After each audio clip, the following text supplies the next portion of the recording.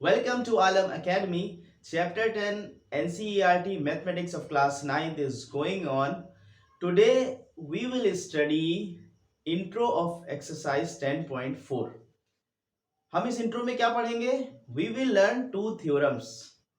और हम इसको बोल सकते हैं, in other words, we may say we will learn only one theorem and another is its converse. So बगैर किसी डिले के अपने लेक्चर को स्टार्ट करते हैं. एक क्वेश्चन से इस लेक्चर को शुरू करते हैं. I have a question for you. बहुत आसान क्वेश्चन है. Suppose we have two points, point A and point B.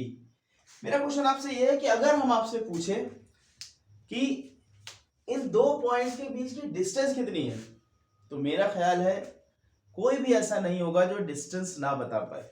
बहुत आसान है आपके लिए. आप क्या करेंगे? ए को बी से ज्वाइन कर देंगे और मेजर कर लेंगे. ठीक है, बहुत इजी क्वेश्चन था. ठीक, अब दूसरा क्वेश्चन आपसे ये करते हैं कि suppose we have point A. अब ये पॉइंट बी नहीं रखते बल्कि we have a line segment suppose C D.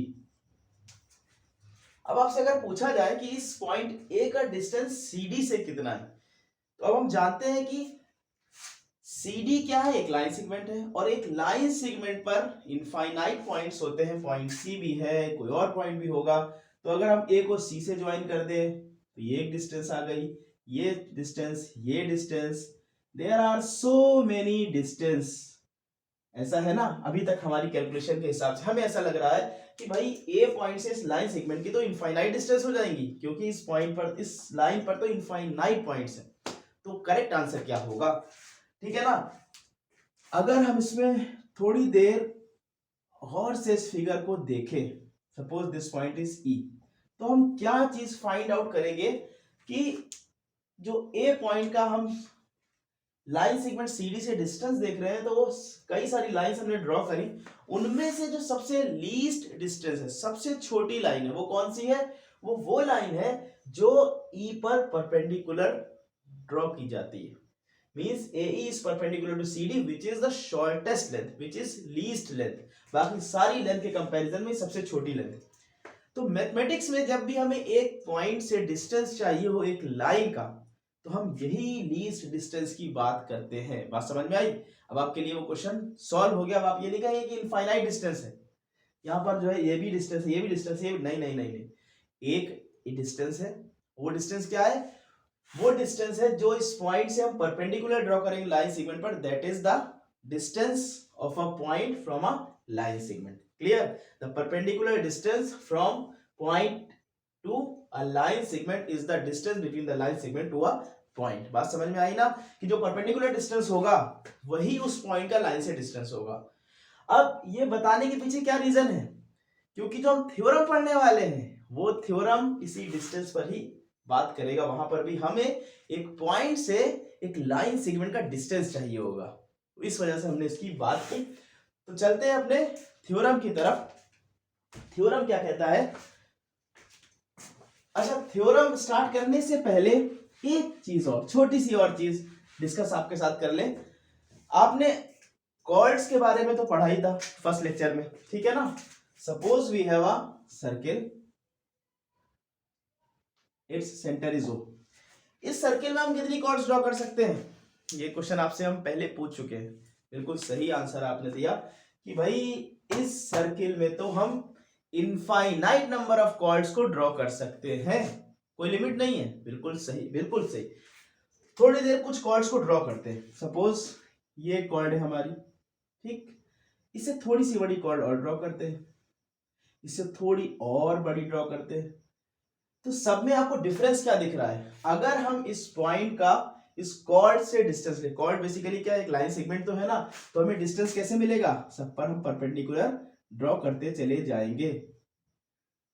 तो आप अगर थोड़ा सा गौर करें तो आपको क्या दिख रहा है कि कॉर्ड की लेंथ जैसे जैसे बड़ी होती जा रही है, वैसे वैसे उसका सेंटर से डिस्टेंस घटता जा रहा है, डिक्रीज होता जा रहा है. ऐसा ही तो हो रहा है ना. जैसे जैसे लेंथ कॉर्ड की इंक्रीज हो रही है, उसका सेंटर से डिस्टेंस डिक्रीज होता चला जा रहा है. बिल्कुल सही. अब थोड़ी देर और सोचिए, थोड़ी देर और सोचिए. थ्योरम पर आ रहे हैं हम लोग कि कोई दो कॉर्ड्स अगर बराबर की हो, यहां तो हमने कॉर्ड छोटी बड़ी ड्रॉ करी है, दो कॉर्ड्स अगर बराबर की हो तो उनका डिस्टेंस सेंटर से क्या बनेगा, दो इक्वल कॉर्ड्स का डिस्टेंस सेंटर से क्या बनेगा, यही तो हमारा थ्योरम है।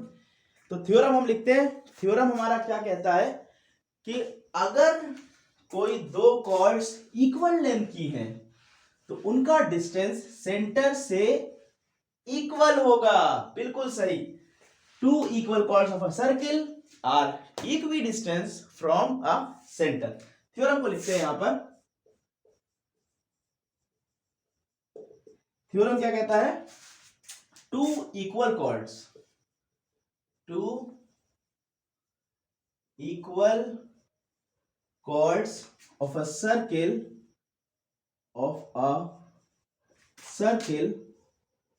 are equidistant from a center.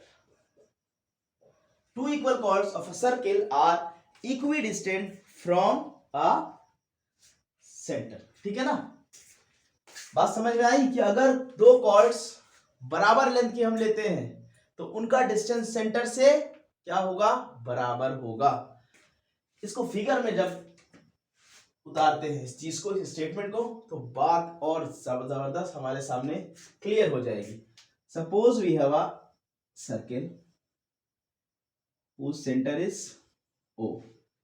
इसमें दो कॉर्ड ड्रॉ करते हैं। Suppose this is our chord A B जो कि बराबर है कॉर्ड सी डी के। ये तो हमारा थ्योरम कह रहा है ना, ठीक है, बराबर है। तो थ्योरम क्या कह रहा है कि अगर दो कॉर्ड बराबर है, जैसे कि यहां पर एक कॉर्ड ए बी बराबर है कॉर्ड सी डी के, तो क्या होगा, ये इक्वी डिस्टेंस पर होंगी, यानी कि इनका डिस्टेंस सेंटर से बराबर होगा, ऐसा थ्योरम कह रहा है। अच्छा, अभी हमने पॉइंट से एक लाइन सेगमेंट का डिस्टेंस भी निकालना सीख लिया। हम इस पॉइंट से उस लाइन पर परपेंडिकुलर डिस्टेंस जो होगा वही उस पॉइंट का डिस्टेंस होगा लाइन से, ठीक है ना। तो अगर हम यहां से एक परपेंडिकुलर इस पे देखते हैं, दिस इज परपेंडिकुलर, सपोज इसका नाम हम ई पॉइंट दे लेते हैं, और एक ये परपेंडिकुलर ड्रॉ करते हैं, suppose this point is F. तो ये ओ ई क्या है, ये डिस्टेंस है इस सेंटर का कॉर्ड से, और ओ एफ क्या है, ये डिस्टेंस है सेंटर का कॉर्ड सी डी से। क्लियर है ना ये बात। ये अभी हमने पढ़ा कि हम किसी पॉइंट से लाइन सेगमेंट का डिस्टेंस कैसे मेजर करते हैं। Perpendicular distance from a point to a line is the distance between the line and a point, ठीक है ना, ये हमने अभी बात पढ़ी है, ठीक है ना। तो अब इसके प्रूफ की तरफ बात करते हैं। ठीक, प्रूफ में सबसे पहला काम तो हम करते हैं कि हमें क्या गिवन है उसको हम लिखते हैं। तो भाई क्या गिवन है, two equal chords means length of the chords are equal. Length क्या है, ए बी और सी डी। तो हम कह सकते हैं कि हमें ये गिवन है, A B length chord C D length के बराबर है, ठीक है। और कुछ गिवन है, हमें ये दिया है कि O E is perpendicular to A B, क्योंकि हमको मालूम है अगर हमें एक पॉइंट से एक लाइन का डिस्टेंस चाहिए तो हमें परपेंडिकुलर ही ड्रॉ करना पड़ता है। और O F is perpendicular to C D, बिल्कुल सही, ठीक। ये हमारा गिवन हो गया। हमें प्रूफ क्या करना है, टू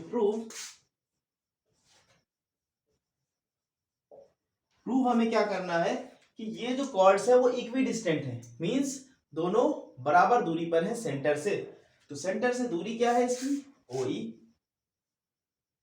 ई और दूसरी कॉर्ड की डिस्टेंस ओ एफ है, ये दोनों आपस में बराबर हैं। ये हमें प्रूफ करना है, ठीक।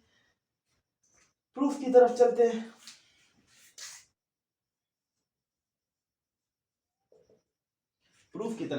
ठीक। क्वेश्चन जब भी हमें मिले तो हम जब प्रूविंग करते हैं तो प्रूविंग से बेनिफिट ये मिलता है कि हमारे पास, हमारे माइंड में जो ज्योमेट्रिक फिगर होते हैं वो बहुत सारे चीजें ओपन होना शुरू होती हैं। तो इस थ्योरम को प्रूव करने से बेनिफिट हमें ये मिलेगा कि जो क्वेश्चंस हमें मिलेंगे सर्कल्स के, उनको हम आसानी से सॉल्व कर सकते हैं, ठीक है ना, क्योंकि यहाँ से हमें प्रैक्टिस मिलेगी, प्रैक्टिस होगी, हमारा दिमाग खुलेगा, हमारा दिमाग लगेगा इस पर कि किस तरह से क्वेश्चंस करते हैं, ठीक। तो अब हम इसका प्रूफ करना चाह रहे हैं। हमें प्रूफ क्या करना है, O E is equal to O F, और कुछ कंडीशंस दे रखी है, ठीक है। तो कुछ कंस्ट्रक्शन कर लेते हैं। कंस्ट्रक्शन हम क्या करेंगे, इस ए पॉइंट से सेंटर को ज्वाइन कर देंगे, इस सी पॉइंट से सेंटर को ज्वाइन कर देंगे। प्रूफ की तरफ चलते हैं। गिवन क्या दे रखा है? गिवन है हमें ए बी बराबर सी डी, ठीक है, इसका यूज करेंगे। ए बी बराबर सी डी, ये हमें गिवन है। अच्छा, ए बी बराबर सी डी है अगर, तो इसका मतलब क्या हुआ कि अगर हम डिवाइडेड बाई 2 कर दे, हाफ ऑफ ए बी बराबर हाफ ऑफ सी डी भी होगा, बिल्कुल होगा भाई, इसमें कोई डाउट नहीं। अब थोड़ी देर फिगर पर चलते हैं। फिगर पे क्या है कि O is perpendicular to A B. तो अभी हम लोगों ने जब एक्सरसाइज 10.3 पढ़ा था, उसके इंट्रो में क्या पढ़ा था? हम लोगों ने एक्सरसाइज 10.3 की इंट्रो में क्या पढ़ा था कि अगर सेंटर से किसी भी कॉर्ड पर कोई परपेंडिकुलर ड्रॉ करते हैं तो वो परपेंडिकुलर उस कॉर्ड को बाइसेक्ट करता है। बिल्कुल सही, बाइसेक्ट यानी कि दो इक्वल पार्ट्स में डिवाइड करता है। तो हाफ ऑफ ए बी किसके बराबर हो जाएगा? It means A is equal to A B, means E is the mid point of A B. तो हम कह सकते हैं हाफ ऑफ ए बी किसके बराबर होगा? ए ई के बराबर। बात समझ में आई ना? कि अभी हमने पढ़ा कि अगर किसी भी सर्किल के सेंटर से परपेंडिकुलर ड्रॉ करते हैं कॉर्ड पर, तो वो कॉर्ड को बाइसेक्ट करता है। तो इसका मतलब ए ई बराबर ई बी, इसका मतलब ए ई जो है हाफ ऑफ ए बी है। तो हम लिख सकते हैं हाफ ऑफ ए बी की जगह पर ए ई। और हाफ ऑफ सी डी क्या है? क्योंकि ओ एफ भी परपेंडिकुलर है, तो परपेंडिकुलर सेंटर से जब भी हम ड्रॉ करते हैं तो कॉर्ड को वो बाइसेक्ट करता है, तो ये हम कह सकते हैं सी एफ के बराबर है। हाफ ऑफ सी डी किसके बराबर है? सी एफ के बराबर है। इसके पीछे रीजन क्या लिखेंगे? Perpendicular drawn from the centre bisect the chord. Perpendicular from centre bisect the chord, perpendicular from center to chord bisect the chord। ये रीजन लिख दिया हमने। तो ए ई हमारा सी एफ के बराबर आ गया, ठीक है ना? अब क्यों हम ऐसा कर रहे थे? क्योंकि हमें प्रूव करना था ओ ई बराबर ओ एफ। ये हम कैसे प्रूव कर सकते हैं ओ ई बराबर ओ एफ? तो उसके लिए हमें इन दोनों ट्राइंगल को सिमिलर प्रूव करना होगा। हमने ए ई बराबर सी एफ तो ऑलरेडी प्रूव कर दिया। तो चलते हैं ट्राइंगल की तरफ। In triangle O E A and triangle O F C. अब इस ट्राइंगल पर देखें, O A is equal to O C. क्यों है ऐसा? क्योंकि radii of a circle O A is equal to O C. अभी हमने प्रूफ किया, इसको मान लेते हैं इक्वेशन नंबर 1, इसका नाम दे लेते हैं, दिस इज इक्वेशन नंबर 1। तो ए ई बराबर सी एफ, ए ई बराबर सी एफ। कहां से ले आए इसको हम? From equation 1। अभी प्रूफ किया हमने। ये हो गया, ये इक्वल, ये इक्वल। अब हमें कॉन्ग्रुएंट प्रूफ करना है, तो उसके लिए हमने जो 5 कंडीशंस पढ़ी है, कौन कौन सी है? S S, A S, A S A, S S S, are H S. यहाँ पर आर एच एस वाला केस हमें मिल रहा है right angle hypotenuse side congruency से। क्यों? क्योंकि ओ ई ए कैसा ट्राइंगल है? राइट एंगल ट्राइंगल है। ओ एफ सी कैसा ट्राइंगल है? राइट एंगल ट्राइंगल है। तो कभी भी दो राइट एंगल ट्राइंगल को अगर हमें कॉन्ग्रुएंट प्रूफ करना होता है तो हम क्या करते हैं? उसका हाइपोटेन्यूज, करस्पॉन्डिंग हाइपोटेन्यूज को इक्वल, जो कि हमने कर दिया है। ओ ए इसका हाइपोटेन्यूज है, ओ ए बराबर ओ सी प्रूव हो चुका है। और एक साइड आर एच एस, ठीक है ना, राइट एंगल हाइपोटेन्यूज साइड, तो वो काम हमने कर दिया है। मींस ये दोनों ट्राइंगल कॉन्ग्रुएंट है। कैसे ट्राइंगल है? By R H S congruency rule क्या हो जाएगा? Triangle O E A is congruent to triangle O F C. अब जब ये कॉन्ग्रुएंट हो गया तो बाय सीपीसीटी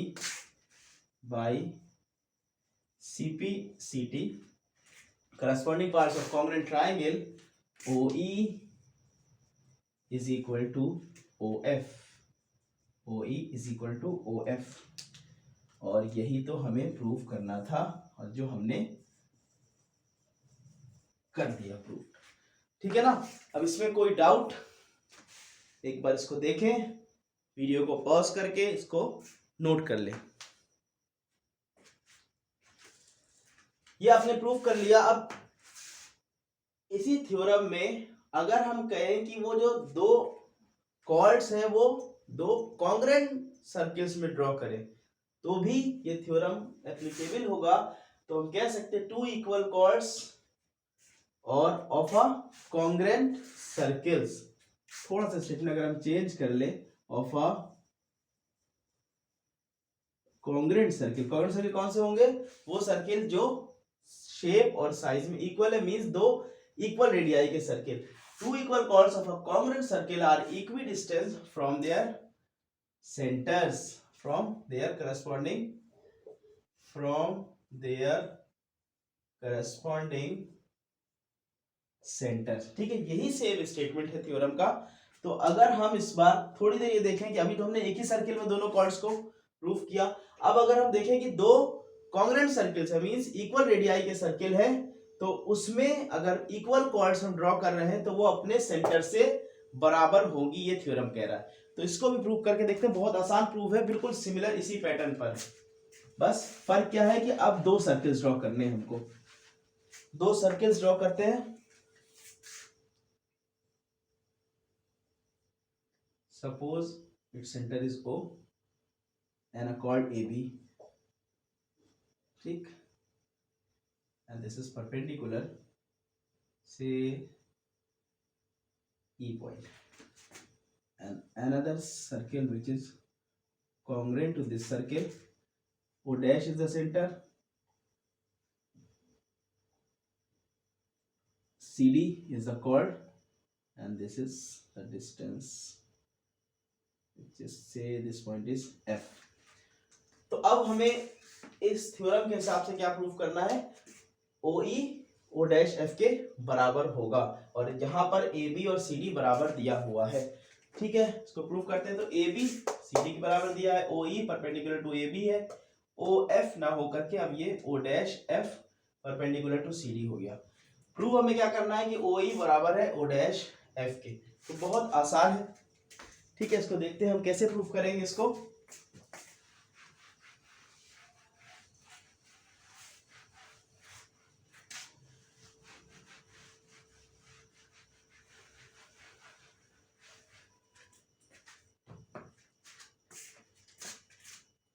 O से हम इस A पॉइंट को ज्वाइन कर ले और C से इस O डैश को ज्वाइन कर ले। तो गिवन में क्या दे रखा है कि AB CD के बराबर है, ये गिवन है। जब AB CD के बराबर होगा तो हाफ ऑफ AB भी हाफ ऑफ CD के बराबर भी होगा। हाफ ऑफ AB कितना हो जाएगा?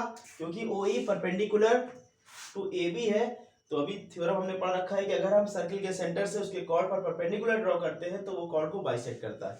तो मींस हाफ ऑफ AB किसके बराबर हो जाएगा? AE के बराबर, अभी हमने अपने प्रूफ में देखा। और हाफ ऑफ CD CF के बराबर हो जाएगा। ये क्यों? कि perpendicular from centre to chord bisect the cord,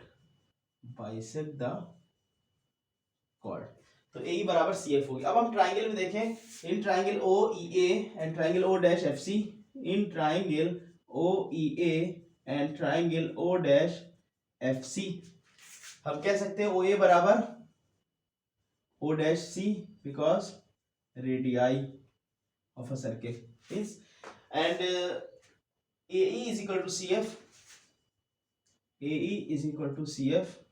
ये कहां से लाए? Suppose this is equation number 1, this equation is number 1. So from equation 1, AE is equal to CF and OEA and O dash FC is a right angle triangle। तो यहां पर हम by RHS congruency rule कह सकते हैं कि triangle OEA is congruent to triangle O dash FC। तो जब congruent हो गया तो by CPCT CP CT corresponding parts of congruent triangle क्या होगा, OE is equal to O dash F। यही हमें प्रूव करना था। तो थ्योरम ये बेसिकली एक ही थ्योरम है आपके बुक में, इसीलिए लिखा हुआ भी टू इक्वल कॉर्ड्स, उसके बाद ब्रैकेट में लिखा है ऑफ कॉन्ग्रुएंट सर्किल, यानी कि अगर हम एक ही सर्किल की बात करें वहां पर दो कॉर्ड ड्रॉ करें, अगर वो इक्वल है तो वो सेंटर से इक्वी डिस्टेंस पर होगी, ठीक है ना। और अगर दो डिफरेंट सर्किल मगर कॉन्ग्रुएंट सर्किल, दो डिफरेंट यानी कि दो कॉन्ग्रुएंट सर्किल बेसिकली स्टेटमेंट बोले कि अगर हम दो कॉन्ग्रुएंट सर्किल का इक्वल कॉर्ड्स का डिस्टेंस लेते हैं सेंटर से तो वो डिस्टेंस इक्वल होगा। तो यहाँ पर हमने इसको प्रूफ भी कर दिया। वीडियो पॉज करके इसको नोट कर लीजिए, फिर हम लोग अपने नेक्स्ट थ्योरम पर बात करेंगे जो कि इस थ्योरम का कन्वर्स है। सो नेक्स्ट थ्योरम पर आते हैं, जो बेसिकली अभी हमने थ्योरम पढ़ा उसका कन्वर्स है। अभी हमने थ्योरम क्या पढ़ा कि अगर दो इक्वल कॉर्ड्स हैं किसी भी सर्किल की तो वो सेंटर से बराबर डिस्टेंस पर होंगी।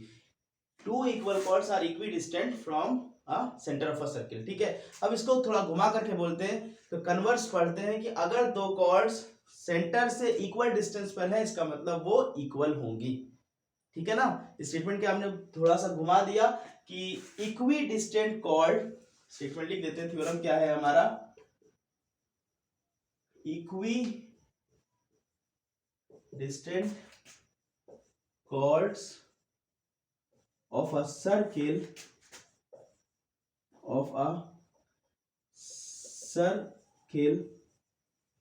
from the center are equal. Equidistant chords of a circle from the center are equal, कि अगर कॉर्ड्स सर्किल के सेंटर से बराबरी पर है दो कॉर्ड्स तो वो आपस में इक्वल होंगी। इसको ड्रॉ करते हैं figure. Suppose this is circle and here it's a centre.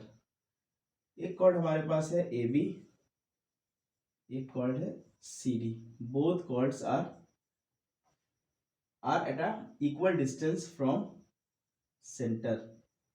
This is OE point and this is F point. So given इस बार क्या है, हमको हमें गिवन दे रखा है कि कॉर्ड्स की जो डिस्टेंस है वो इक्वल है, means OE is equal to OF है and OE is perpendicular to CD and OF is perpendicular to AB। Proof हमें क्या करना है इस बार, प्रूफ ये करना है कि AB CD के बराबर है। कंस्ट्रक्शन कर लेंगे हम, C पॉइंट को O से जोड़ेंगे, A पॉइंट को O से जोड़ देंगे। अब हम देखें ट्राइंगल, इन ट्राइंगल OEC जो कि राइट एंगल ट्राइंगल है एंड ट्राइंगल OFA जो कि राइट एंगल ट्राइंगल है, हम कह सकते हैं कि OC is equal to OA। क्यों? क्योंकि radii of a circle and OE is equal to OF given है और OEC एक राइट एंगल ट्राइंगल है तो by RHS congruency rule, right angle hypotenuse side congruency rule क्या हो गया, triangle OEC is congruent to triangle OFC। तो by CP/CT हम ये कह सकते हैं कि CE बराबर है AF के, ठीक है ना। CP/CT से हम ये कह सकते हैं कि CE AF के बराबर है। अब हमें प्रूफ क्या करना है, हमें प्रूफ AB को CD के बराबर लेकर के आना है। तो हमको ये बात पता है कि अगर हम सेंटर से कॉर्ड पर परपेंडिकुलर ड्रॉ करते हैं तो वो परपेंडिकुलर कॉर्ड को बाइसेक्ट करता है। तो हमको ये बात पता है कि दोनों तरफ 2 से मल्टीप्लाई कर दें, 2CE is equal to AF। Question number 1 डाल देते हैं इसको। अब हमको ये पता है कि सेंटर से अगर हम कॉर्ड पर परपेंडिकुलर ड्रॉ करते हैं तो वो उसको बाइसेक्ट करता है, तो मींस CE बराबर है ED के। तो हम लिख सकते हैं, ये क्यों आया, क्योंकि perpendicular perpendicular from centre to chord bisect the chord, bisect the chord. CE बराबर ईडी के है, ठीक। तो हम लिख सकते हैं कि सीडी बराबर कितना होगा, सीई प्लस ईडी, और सीई प्लस सीई, इसका मतलब ट्वाइस ऑफ सीई। सीडी की वैल्यू ये आई, तो सीडी की वैल्यू ट्वाइस ऑफ सीई आई, तो ट्वाइस ऑफ सीई की जगह हम लिख सकते हैं सीडी, या और सिमिलरली जैसे सीडी ट्वाइस ऑफ सीई है, इसी तरह A B twice of A F है। तो अब हम from equation one twice of C को लिख सकते हैं सी डी, और ट्वाइस ऑफ ए एफ को लिख सकते हैं ए बी। यही हमें प्रूफ करना था कि दोनों कॉर्ड्स की लेंथ इक्वल होंगी। क्लियर है ये चीज? अब इसमें कोई डाउट नहीं है, इसको नोट कर लीजिए वीडियो को पॉज करके, फिर हम लोग अपने एग्जाम्पल्स की तरफ चलते हैं। सो एक्सरसाइज 10.4 के इंट्रो में सिर्फ एक एग्जाम्पल है, इस पर बात कर लेते हैं। एग्जाम्पल नंबर 2, एग्जाम्पल नंबर 1 कौन सा था? जब हम लोग ने एक्सरसाइज 10.3 का इंट्रो पढ़ा था, उसमें एग्जाम्पल नंबर 1 था कि हमें आर्क गिवन था, हमें सर्किल कंप्लीट करना था। तो एग्जाम्पल नंबर 2 पे बात करते हैं। इस एग्जाम्पल में फिगर नहीं दिया है, बहुत अच्छी बात है, हम फिगर खुद से ड्रॉ करेंगे क्वेश्चन पढ़कर। If two intersecting chords of a circle, circle कितने हैं? एक सर्किल, अ सर्किल, उसको ड्रॉ करते हैं।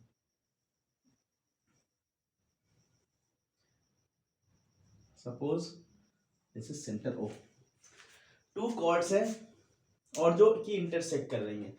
Make equal angles with the diameter, diameter भी इसमें आ गया। डायमीटर कहां से पास हो रहा है? Passing through their point of intersection. तो दो कॉर्ड्स जो कि इंटरसेक्टिंग है उसको ड्रॉ करते हैं। सपोज एक कॉर्ड ये है हमारे पास ए बी, बल्कि इंटरसेक्टिंग कॉर्ड ड्रॉ करनी है, तो ए बी कॉर्ड, और दूसरी कॉर्ड हमारे पास सी डी, दोनों इंटरसेक्ट कर रही हैं ई पॉइंट पर। और जो डायमीटर पास हो रहा है, diameter passing through their point of intersection, यानी कि ई पॉइंट से पास होता हुआ डायमीटर जा रहा है, इसका नाम जी एच रख लेते हैं। ठीक है, ये हमारा फिगर बन गया। प्रूफ क्या करना है? Proof that the chords are equal, means A B is equal to C D, A B is equal to C D हमें प्रूफ करना है। ठीक है, तो कैसे प्रूफ होगा? क्या हमारा अप्रोच होना चाहिए? दो कॉर्ड्स इक्वल कब होती हैं? दो कॉर्ड्स इक्वल तब होंगी जब उनका सेंटर से डिस्टेंस इक्वल होगा। अभी हमने थ्योरम पढ़ा है, equidistance chord from a centre of a circle are equal. तो अब हमको इसका मतलब हमें सेंटर से इनकी डिस्टेंस चाहिए। तो सेंटर है हमारा ये O, इससे परपेंडिकुलर ड्रॉ किया। अच्छा, डिस्टेंस हम किसी भी पॉइंट का लाइन से कैसे निकालते हैं? उसके परपेंडिकुलर ड्रॉ करके।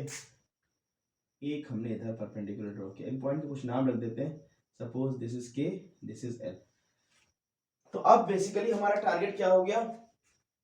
OK is equal to OL लेकर के आना, क्योंकि अगर OK OL के बराबर आ गया, इट मींस कि these two chords are equi distance from the centre.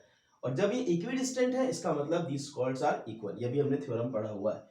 ठीक है, तो अब हमारा टारगेट क्या है? OK को OL के बराबर प्रूफ करना। OK OL के बराबर हम कैसे ला सकते हैं?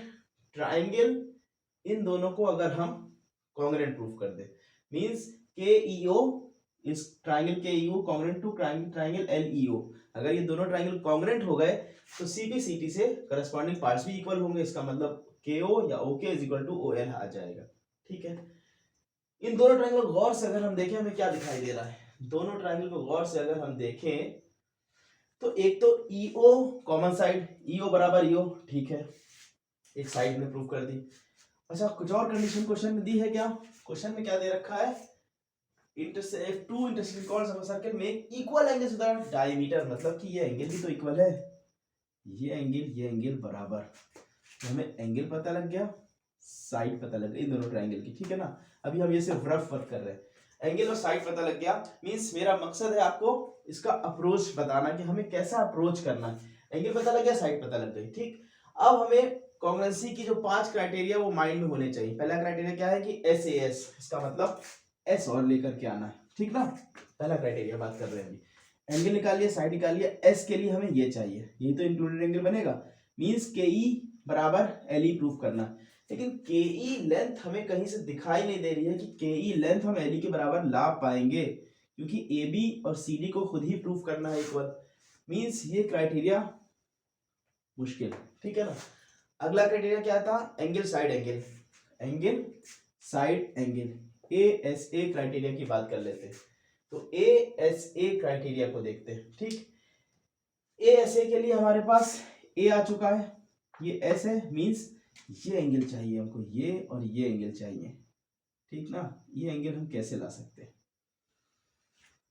ठीक है, बात करते हैं। पहले तो हम गिवन लिख लेते हैं कि क्या हमको गिवन है।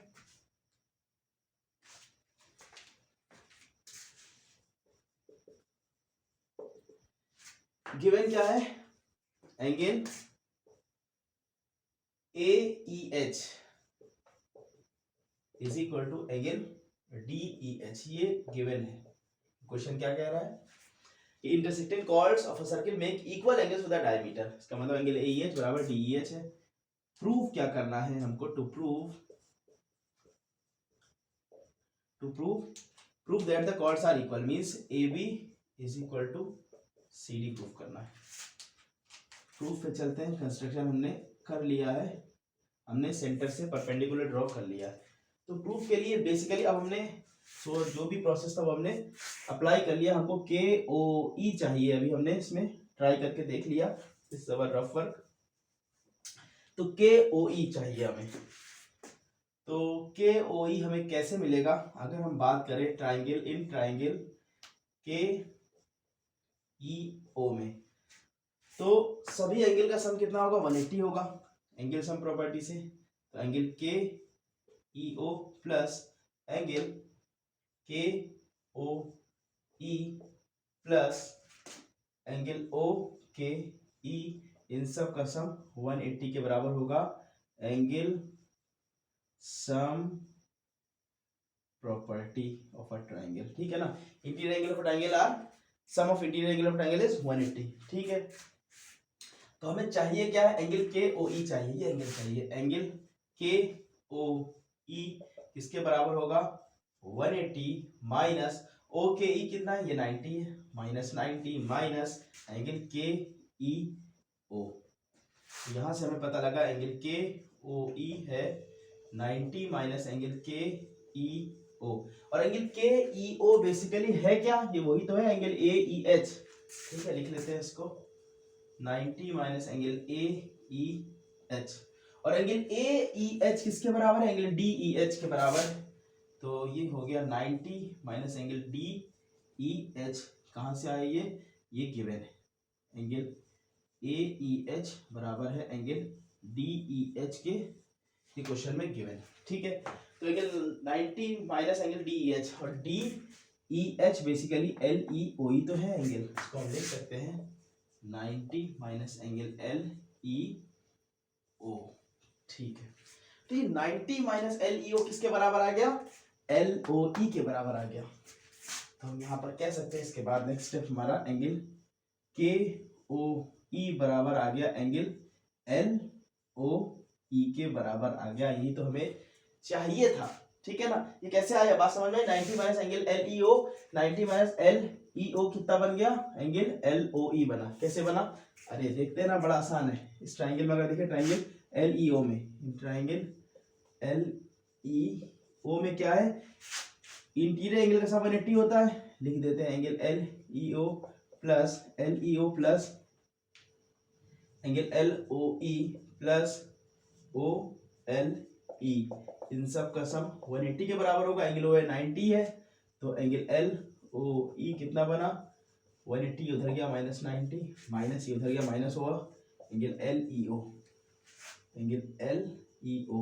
तो एंगल LOE कितना बना, 180 माइनस 90 90 माइनस एंगल LEO, और यही तो यहाँ लिखा हुआ है, 90 माइनस LEO ही तो लिखा हुआ है, किसके बराबर आ गया, LOE के बराबर, यही हमने यहाँ पर लिख दिया। एंगल KOE बराबर आ चुका है एंगल LOE के, इसका मतलब एंगल साइड एंगल प्रॉपर्टी लग गई, एंगल साइड एंगल प्रॉपर्टी लग गई, दोनों ट्राइंगल क्या हो गए, कॉन्ग्रुएंट हो गए।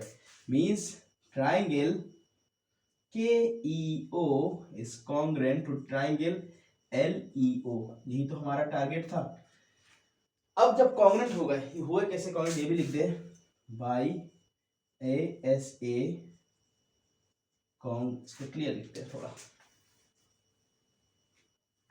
तो बाई ASA कॉन्ग्रुएंसी रूल क्या हो गया, दोनों triangle angle KEO, triangle KEO is congruent to triangle LEO, और जब ये दोनों ट्राइंगल कॉन्ग्रुएंट हो गए मींस CP से बाई CP हम कह सकते हैं कि O के बराबर OL है, O के बराबर OL है। अब O के बराबर OL आ गया, इसका क्या मतलब हुआ कि ये दोनों कॉर्ड्स सेंटर से इक्वी डिस्टेंस पर है, तो ये थ्योरम हम लिख सकते हैं कि इक्वी डिस्टेंट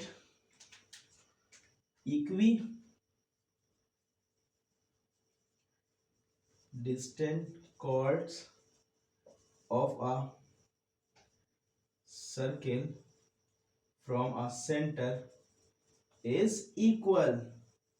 इसका मतलब क्या हो गया, हमारा AB किसके बराबर हो गया, CD के बराबर। यही तो हमें प्रूफ करना था, यही हमें प्रूफ करना था, हेंस प्रूफ। बहुत बढ़िया क्वेश्चन था ये, वीडियो को पॉज करके इसको नोट कर लीजिए, क्योंकि लेक्चर हमारा लंबा बन रहा है इसलिए हम यहीं पर लेक्चर को रोकते हैं और नेक्स्ट लेक्चर में जो हमारी एक्सरसाइज है, एक्सरसाइज 10.4 को डिस्कस करेंगे। Thank you students.